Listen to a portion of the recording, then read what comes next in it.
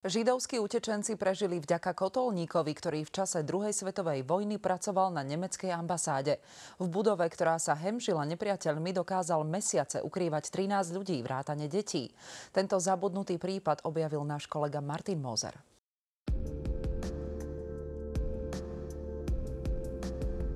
Na konci druhé světové války byla Budapešť bombardovaná sovětskou armádou a objekt byl v jižní části zasažen pumou, takže byl neobyvatelný. Z tohoto důvodu se lze domnívat, že příběh se odehrál spíše v levé severní části budovy. Tohle určitě sloužilo uhlí. Tady určitě bylo uhlí, takže tady taky připadalo v úvahu, že by někdo mohl být schovaný.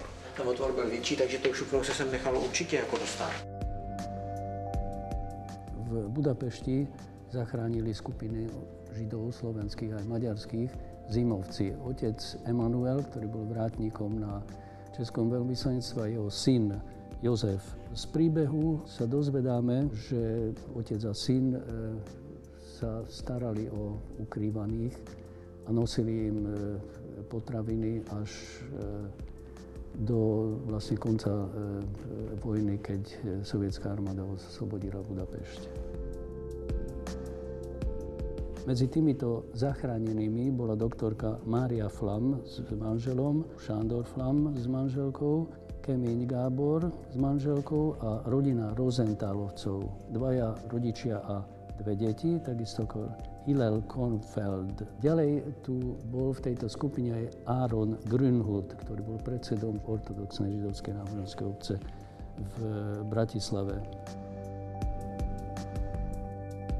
O záchrancovi Emanuelovi Zimovi, ktorý zomrel začiatkom 60. rokov, sa prakticky nič nevedelo. Časom sme zistili, že jeden z jeho synov dožil v Prahe, deti nemal. Osud staršieho Zimovho syna Eduarda bol dlho neznámy. Predpokladalo sa, že zostal po vojne v Budapešti.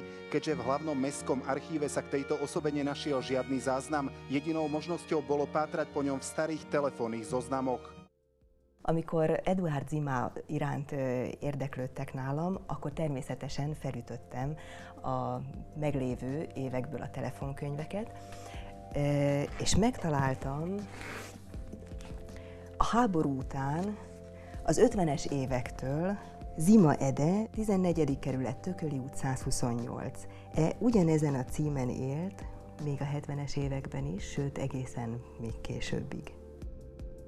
Nekem ő dédnagypapám, tehát ő a nagypapámnak az apukája. Őt én már nem ismertem, mert ő hamarabb meghalt, mint ahogy én születtem. Nagyon sok mindent nem tudtunk, sem dédnagypapáról, sem nagypapa nem beszélt. Na správu o nájdení pravnuka záchrancu okamžite zareagoval Izrael. Z Múzea holokaustu Yad Vashem si vyžiadali dôkaz, že ide o potomka Emanuela Zimu. A nagypapám révén, hát ugye a nevek révén tudom.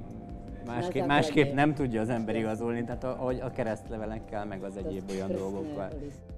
Izrael na Emanuela Zimu a jeho syna nezabudol a v roku 1971 im udelil titul Spravodlivý medzi národmi. He was a man who really looked for or wanted to help the people, irrespective if they were Slovaks or Hungarian. I think what is important that he did it. What is important that he risked his life. He could easily could have been executed. Dokument uznania aj s medailou zostal v pamätníku Yad Vashem, pretože v čase hlbokého socializmu ho Zimovcom nemohli odovzdať. Po viac ako 40 rokoch by mal vyznamenanie prevziať ich potomok. We will hand over the certificate and the medal to the relative of Mr. Zina, and we will remember his heroic deeds in saving Jewish people.